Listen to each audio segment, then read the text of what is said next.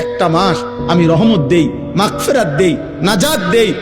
এক একটা নেকিকে আমি 70 গুণ না শুধু হাজার লক্ষ কোটি গুণ নেকি বাড়ায়া দেই। এত কিছু দিয়ে আমি চেয়েছি যেন আমার বান্দা জান্নাতি হয়, মুত্তাকি হয়। তুমি বান্দা কদর করো। আর যদি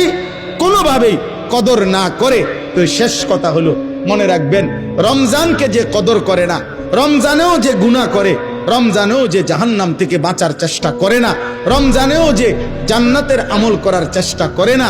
ভাই আমার, ছেলেরা আমার, বাবা আমার, পর্দার আড়ালের মা বোন আমার, সবাইকে এই শেষ কথা বলি। আল্লাহ রসুল বলছে, জিব্রাইল আইসা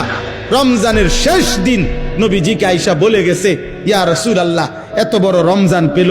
ইফতার, সাহারি, তারাবি, এতেকাফ, শবে কদর, প্রতি ঘন্টা মিনিটে এত মাফ নেওয়ার সুযোগ থাকার পরেও যেই নাফরমান জাহান্নাম থেকে বাঁচার চেষ্টা করে নাই, গুনাহ থেকে আল্লাহর কাছে মাফ নেয় নাই, জান্নাতের